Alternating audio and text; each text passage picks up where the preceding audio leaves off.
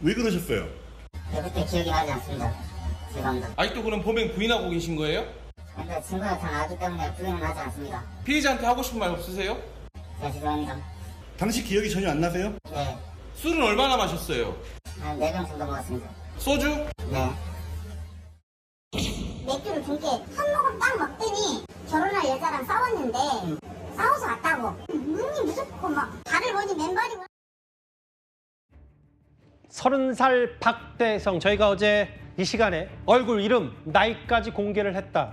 신상 공개된 30살 박대성에 대한 여러 가지 세간의 공분이 점점 커가고 있는 가운데요.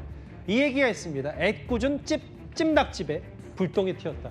저 허주연 변호사님, 프랜차이즈 한 찜닭집을 운영했던 저 박대성이기 때문에 오늘 오전인가요? 해당 프랜차이즈 업주가 사과문까지 올렸습니다. 사실 이 프랜차이즈 업주가 잘못해서 사과문을 올려야 하는 상황은 아니라는 생각이 드는데 그만큼 국민적인 공분이 크게 일다 보니까 이 가해자 박대성이 운영하다가 2달 정도 잠정적으로 문을 닫고 있었던 것으로 추정되는 이 프랜차이즈 찜닭점 대표이사가 이런 비윤리적인 행위에 대해서 책임을 느낀다, 통감한다라는 그런 취지의 사과문을 올린 겁니다.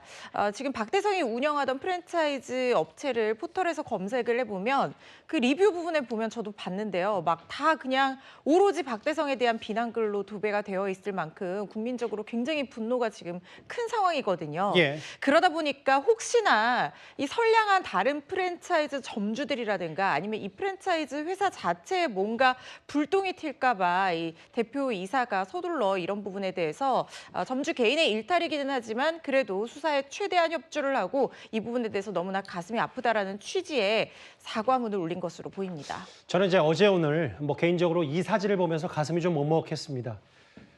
딸기우와 국화꽃이 놓여져 있는 이 분향소.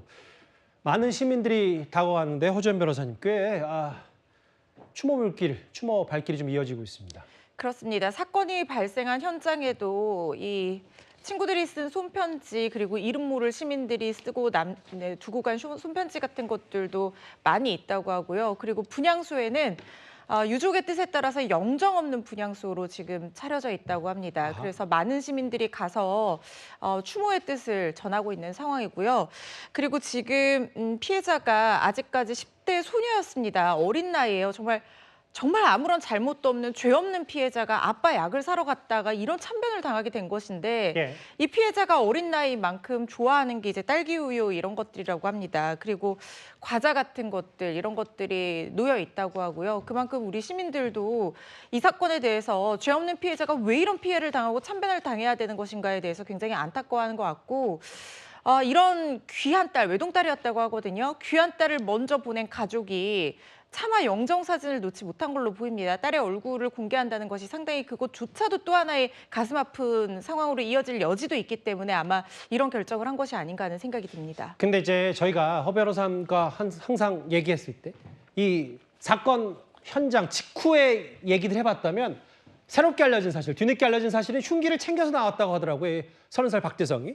그렇습니다. 흉기를 일단 범행 현장에서 한 몇백 미터 정도 떨어진 곳 원룸 주차장에 버리긴 했습니다. 그런데 이 흉기가 발견이 됐어요. 그래서 이걸 들이댔더니 자기가 가게에서 쓰던 흉기가 맞는데 챙겨 나온 것까지는 기억이 나지만 범행 당시의 기억은 없다라는 식으로 주장을 하고 있습니다.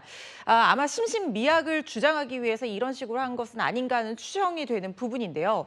그런데 이 흉기를 범행 이후에 버리고 도주한 것도 그렇고 여러 가지 점에서 종합을 해봤을 때 특히 이 사람이 그 이전에도 본인 스스로 전과가 있었는데 만취했을 당시에 폭력 전과였고 그리고 본인도 얘기하기로는 자기가 술이 취하면 이상해진다라는 걸 충분히 인지를 하고 그 진술까지 하고 있는 상황이고요. 주변 사람들도 이 사람이 술이 취하면 눈빛이 변하고 위험 인물이다라고 얘기할 정도라고 하면 예. 본인이 술에 취하면 어떻게 되는지 누구보다도 본인이 잘 알고 있었을 것인데 이렇게 그 여자친구와 싸웠다라는 이유로 뭔가 흉기를 챙겨가지고 나왔다는 것은 피해자는 특정하지 않았을지언정 범행 자체에 대한 계획은 있었다는 생각이 들고요. 예. 그렇다고 하면 범행 당시의 심신미약을 주장하는 것이 받아들여지기는 어려운 상황이라는 생각이 듭니다. 이 사건 전해드리면 전해드릴수록 계속 참담하고 안타까운 생각만 듭니다.